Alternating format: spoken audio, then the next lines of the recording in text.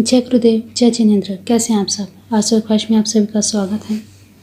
आज की विशेष जानकारी में हम बात करेंगे कर्ज से मुक्ति कैसे पाई जाए, कर्ज कब लेना चाहिए, कब देना चाहिए और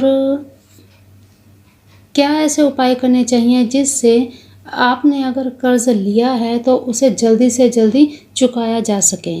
तो सबसे पहले तो हम बात करेंगे कि कर्ज कब लेना चाहिए और कब नहीं लेना चाहिए।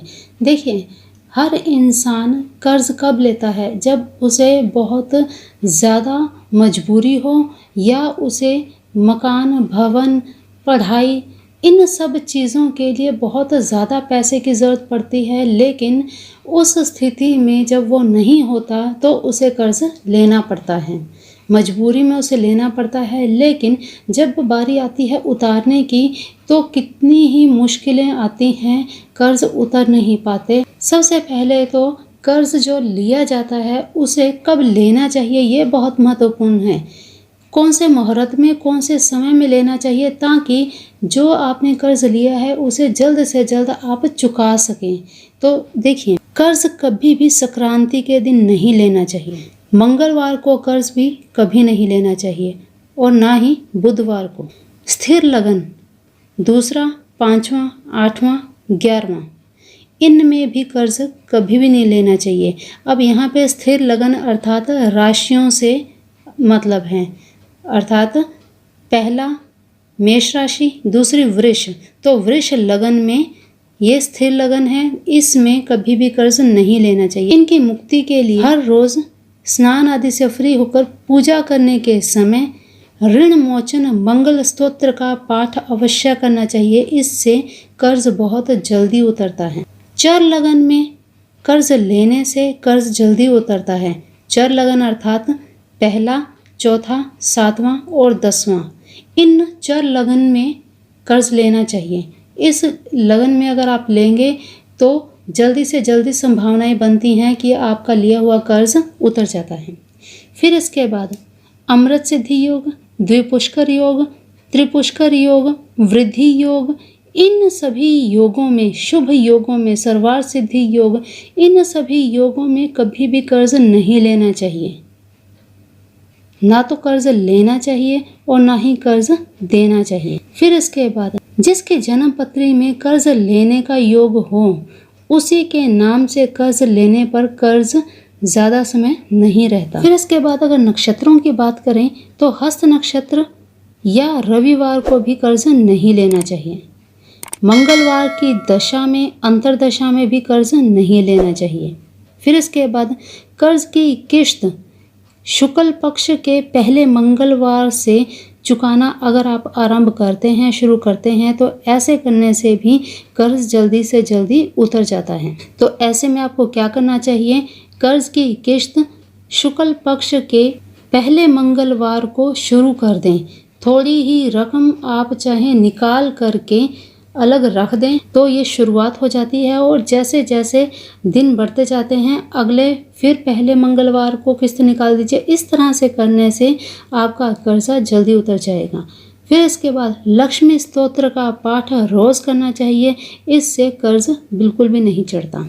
अब आइए बात करते हैं इन कर्जों को उतारने के लिए क्या ऐसे उपाय किए जाएं, कारगर ऐसे उपाय किए जाएं जिससे आपको जल्द से जल्द इन लिए हुए कर्जों से छुटकारा मिल जाए। देखिए, शुक्ल पक्ष के पहले मंगलवार स्नान आदि करके शिव मंदिर में शिवलिंग पर लाल मसूर की दाल ये मंत्र बोलते हुए आपने चढ़ाना है। ओम ऋण मुक्तेश्वर महादेवाय नमः, ये कहते हुए मसूर की दाल चढ़ाएं और घर आकर इस दिए हुए मंत्र का एक माला जाप करने से शीघ्र ही ऋण मुक्ति होती है, जल्दी से कर्ज उतरता है। तो इस मंत्र की एक माला घर आकर जरूर करें। ऐसा आप शुक्ल पक्ष के हर मंगलवार करें। कुछ ही 5 मंगलवार ही आप ऐसा करेंगे तो इसके भीतर भीतर आपका ऋण उतर जाएगा। फिर इसके बाद 27 मंगलवार आटे में गुड़ मिलाकर मीठे पुए बनाकर हनुमान जी के मंदिर में चढ़ाइए। फिर इसके बाद नारियल को बूरा अर्थात देसी खांड और 5 तरह के मेवे भरकर किसी भी पीपल वृक्ष के नीचे दबाने से भी कर्ज से मुक्ति मिलती है, बहुत जल्द मुक्ति मिलती है। ये कार्य आपको मंगलवार को करना चाहिए। ऐसा आप हर 3 माह में करें तो जल्द से जल्द आपको कर्ज से निजात मिलेगी। फिर इसके बाद विष्णु मंदिर में केले का नर मादा पौधा लगवाने से भी कर्ज मुक्ति होती है। फिर इसके बाद अद्भुत ही उपाय है, 40 दिन तक 1 सेर भुने हुए चावल, 1 पाव शक्कर और आधा पाव घी, इन सब को मिलाकर सुबह सुबह के समय में इस दिए हुए मंत्र को पढ़ते हुए चींटियों के बिल में डालें। जहाँ पर चींटियाँ होती हैं वहाँ पर डालें, तो ऐसा करने से भी जल्द से जल्द कर्ज से मुक्ति मिलती है। तो अगर आप इन चीज़ों का ध्यान रखते हैं और बहुत विश्वास श्रद्धा के साथ इन सभी उपायों को करते हैं तो निश्चय ही जल्द से जल्द आपको अपने कर्ज से मुक्ति मिल सकती है।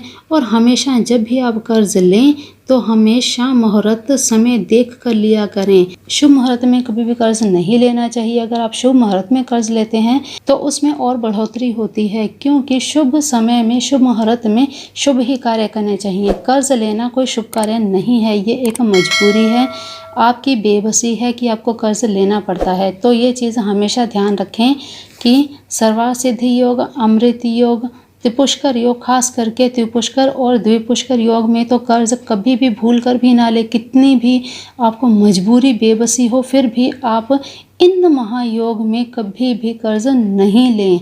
अगर लेंगे तो आपको और 2 गुना 3 गुना कर्ज आपके ऊपर चढ़ेगा। तो ये चीज़ हमेशा ध्यान रखिए, कभी ऐसा ना करें। इसीलिए आपको हर बार यही चीज़ बताई जाती है, समझाई जाती है कि आप खुद मुहूर्त देखना सीखें, समझें, नक्षत्र ग्रह की थोड़ी सी चाल को आप समझें, तो फिर आपको किसी पर डिपेंड नहीं रहना पड़ेगा। केवल टोटके उपाय करने से ही कुछ नहीं होता, थोड़ा ज्ञान भी आपको ज़रूर रखना चाहिए ताकि आप भ्रमित ना हो और अपने जीवन को अपने तरीके से आप चला सकें। आप किसी की कठपुतली नहीं हैं कि कोई आपको किसी तरह चलाए और आप उसी तरह से चलें। तो हमेशा थोड़ा बुद्धि विवेक से काम लीजिए। कुछ ज्ञान अगर आप पा लेंगे तो इसमें आप ही का फ़ायदा है, आपका, आपके बच्चों का, आपके परिवार का फ़ायदा है। ज्ञान पाने के लिए कोई भी उम्र नहीं होती, कोई समय निश्चित नहीं होता। तो जब भी जहाँ से भी आपको अच्छा ज्ञान मिले, चाहे कहीं से भी मिले, आपको लेना चाहिए। वीडियोस में इतनी जानकारी देने की कोशिश की जाती है, पता नहीं या तो देखी नहीं जाती हैं या उन तक पहुंच नहीं पाती है किसी कारण से। तो स्वर ज्ञान हुआ, ये नक्षत्र हुए, मुहूर्त हुए, इन सब की जानकारी आपको होना बहुत ज़रूरी है। अगर आपको इन सब की जानकारी हुई तो आपको किसी दूसरे का मुंह नहीं देखना पड़ेगा कि कब हम क्या करें क्या नहीं करें, आप परेशान हो जाते हैं। अगर आपको इन सब चीज़ों की नॉलेज हो जाएगी तो आपको अपनी परेशानियों से निकलने के लिए दूसरों का सहारा लेने की ज़रूरत नहीं पड़ेगी। तो ज़रूर कोई भी इस तरह की टिप्स, कोई ऐसी चीज़ें आती हैं, वीडियोस अपलोड होती हैं तो उन्हें देखा करें। यहाँ भी नहीं, कहीं पे भी अगर आपको ऐसी नॉलेज मिलती है तो आपको गेन करनी चाहिए, आपको लेनी चाहिए, ताकि भविष्य में भी अगर आपको कोई मुश्किलें आएँ भी तो आप उनको बहुत आसानी से, बहुत स्ट्रांगली उनको फेस कर सकें। तो ज़रूर इनका आपको अध्ययन करना चाहिए, आपको समझना चाहिए। हमेशा दूसरों पर डिपेंड नहीं रहना चाहिए। तो मैं तो यही कहूँगी कि खुद से आप कीजिए, जितना आप खुद के लिए कर सकते हैं वो आपके लिए दूसरा कोई नहीं कर सकता। तो चलिए अभी देते हैं वाणी को विराम, मिलते हैं फिर एक नई वीडियो में नई जानकारी के साथ। तो तब तक अपना ध्यान रखिए, मस्त रहिए, स्वस्थ रहिए, अपने अपनों का भी ध्यान रखिए। और हाँ, सब्सक्राइब करते हैं तो बेल आइकन ज़रूर प्रेस कर लिया कीजिए ताकि आपको नोटिफिकेशन मिल जाए, क्योंकि नोटिफिकेशन नहीं मिलेगा तो आपको जानकारी भी नहीं मिल पाएगी। तो ये कार्य आपको ज़रूर कर लेना चाहिए। तो चलिए अभी के लिए जय गुरुदेव, जय जिनेंद्र।